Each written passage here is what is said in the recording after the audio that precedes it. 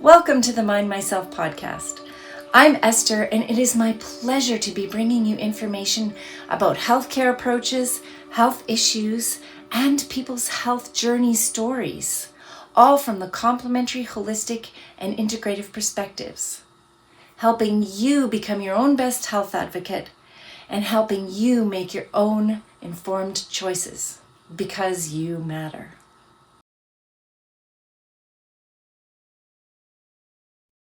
Welcome to another Mind Myself podcast, a conversation with E. I'm Esther, and it is my privilege to welcome to our show Ambika Devi. Welcome, Ambika. Thank you, Esther. It's great to be here. Fantastic. So today we're going to talk a little bit about your personal health journey and just what brought you to holistic health and what was your experience like with that? So let's just dive right in. I was born in a state that the doctors told my mother I might be blind, mute, and deaf. Wow. And then 3 days later, that was disproved. I went on to have a lot of issues with my ear, nose, and throat. And that put me on a lot of penicillin in early life. I had my tonsils removed just before my 3rd birthday, or right around there. Might have even been a little younger. And then when I was around 12, I was so used to going to the doctor. My mom would just drop me off and go grocery shopping. So I went in for a throat swab on what I was sure I had, of course, diagnosed it at 12, was going to be strep throat because I'd had it so many times. And my doctor was on vacation. And so I was skeptical about, who's this guy in my doctor's office? And everybody assured me it's okay. Mom went off to do her grocery shopping. And I said, hi, introduced myself. I need a throat swab. I have strep throat. I figured I'd save him some time, and he's like, hold on, and wanted to give me some of his whole story. And finally, I got him to come around the desk. He pulls out his flashlight. He said, we're standing now talking, and I'm teeny, everybody. And he was a pretty tall guy.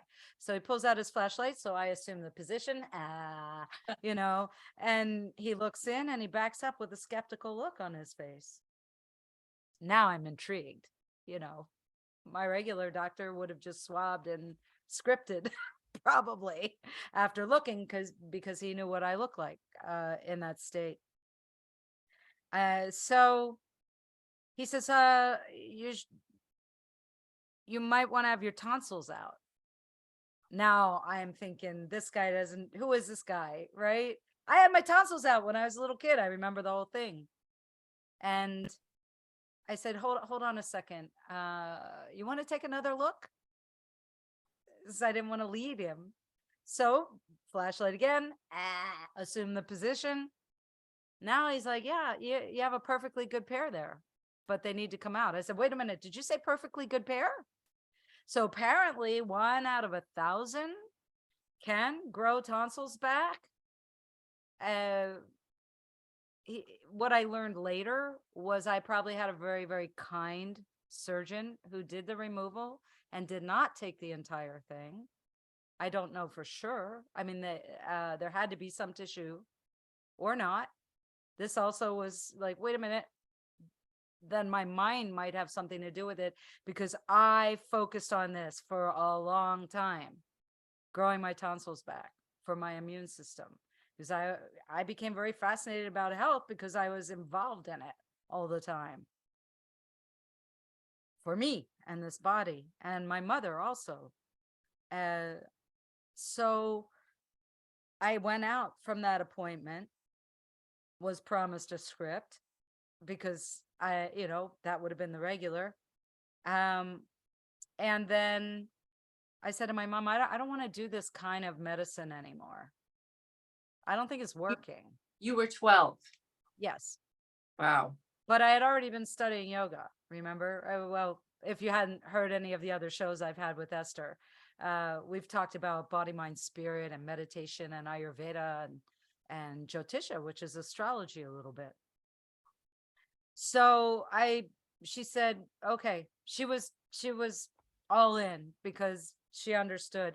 I had also gotten us into eating healthier prior to that.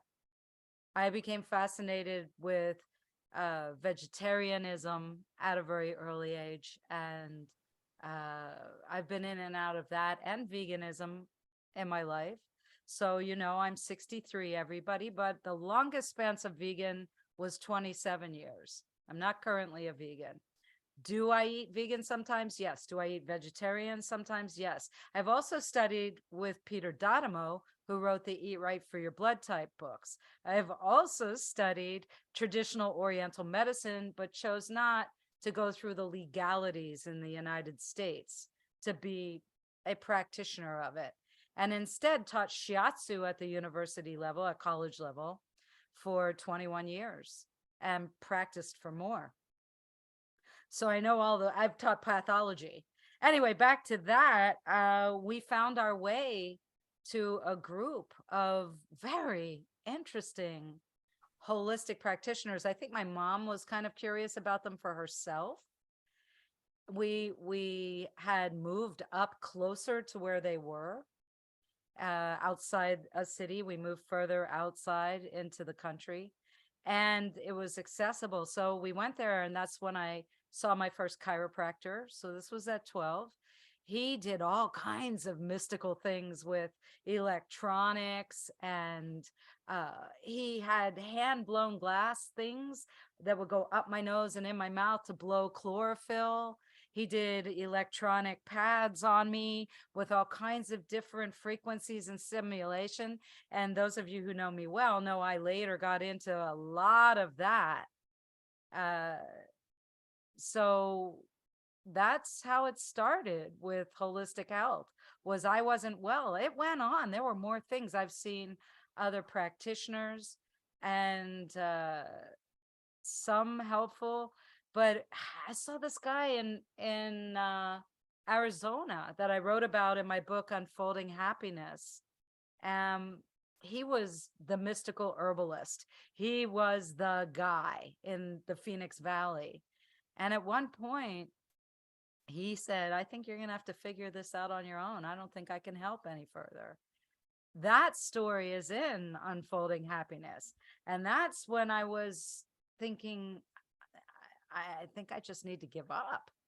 I didn't know what to do, where to go, but that led me to protocols from Rife and Beck. Which we could spend a whole number of sessions talking about the Rife machine, and I don't even know about back technology. So let's leave that there for the moment. But no, that I would only speak to you privately about. Okay. Yeah. So the way you described your chiropractic appointment, I've never had a chiropractic appointment like that.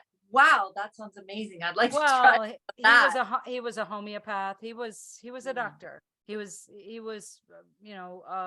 likened to a naturopath, but his licensure was homeopathic and chiropractic. But Right. he absolute brilliant man, gave me supplements that really helped, tuned right in on herbs that really to this day help. And what I do now is in my kitchen. It's in my kitchen because as I learned more about what was not quite in harmony for me was rooted in digestion. And through Ayurveda, which is a sister science to yoga and Jyotisha, I learned immense amounts of information about what works for my nature diet wise, with all these other schools of thought of traditional Oriental medicine, of what I learned from Peter D'Adamo, and the whole blood type thing. So, and then about parasites, because D'Adamo taught me, he was the one who impacted me on parasites. And now we're starting to see things in the news. I don't know if you see them in your country, but here I am seeing ads that say diabetes is no longer believed to be caused by sugar. Well, this was Wow. discovered Wow. back in the 1800s that it was a parasite. Wow. Yeah, I've been hearing more and more about parasites and intestinal worms, and a colleague of mine did a TED talk on intestinal worms very recently. Yum. So, but yeah, back to your, she studies them and travels all over the world talking about them. We'd be great buds. We would be Yeah, great buds. I for used to sure. talk about it all the time. So if you had to share, if you were willing to share with the listeners today, so did you find out the root cause of what was happening in your body, whatever you feel comfortable sharing? And did complementary health really make a difference in that? It has names in Western medicine. At one point, I went to see an infectious disease and parasite specialist. Drove 4.5 hours to see him. He sent me away, said, get a blood test. And I had to drive back to see him again to get him to read the blood test. Don't you love that? And then he wanted to put me on penicillin for life. Does that one sound familiar? He diagnosed me with 5 diseases. I don't really buy any of them. With modern day equipment, there are ways to scan the body using electronics and frequencies. And the thing about pathogens is that they'll shift. They can shift their frequency. So if we think about any medicine, whether it's an injection, an implant, a tablet, a topical, I don't care what kind, how it's manufactured, what its source is, synthetic or natural, that has specific frequency, all those remedies. Therefore, if you are using something and it works for a while and then it stops, it's because the pathogen, whatever it is, shifted its frequency. They can transmute. There are schools in Europe that studied transmutation extensively. This is still not forerunner stuff in the health field, but I have taken deep dives into many areas of it. As for me, it's an ongoing process. You know, we go through shifts emotionally. If you follow the timekeeping of astrology, we can see the energy shifting and see patterns unfolding. And it's nice to know when speed bumps are coming. You can prepare yourself. Totally. So I used to have strep throat too. I used to get it every year, at least once, sometimes 2 or 3 times. And I too was prescribed penicillin every year. And my mom would wait. She was open to other things, but she would wait and see, is your body gonna do it? And ultimately my body didn't. So I was on penicillin a lot. Oh. I kind of grew out of it in my teens, but I always wondered what was the root cause of that, and I still haven't figured that out. But I'm much much healthier because I too believe in the Oh, that's easy. That's a bacteria. You can combat bacterias. That's what penicillin's for. But when it was originally created and the marketing was being planned, it was going to be released as the cure for cancer, which we know it is not. Right. So back to the question, did you ever so you had strep throat a lot and you were diagnosed with a number of things, which you don't. So the strep throat was in early childhood. Yeah. At 12, when I started seeing the homeopath, the chiropractor, that stopped. Only a few incidences after that. His protocols worked really well.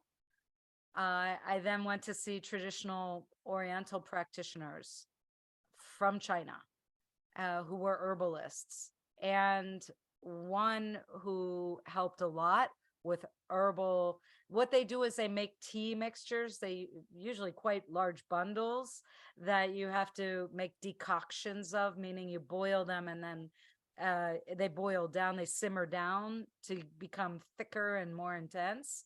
And then you maybe divide that into doses, and then you do it again and you do it again. So I did that. That helped a lot. But that practitioner that I used to see in New York City said, you have to get out of this climate. This is killing you.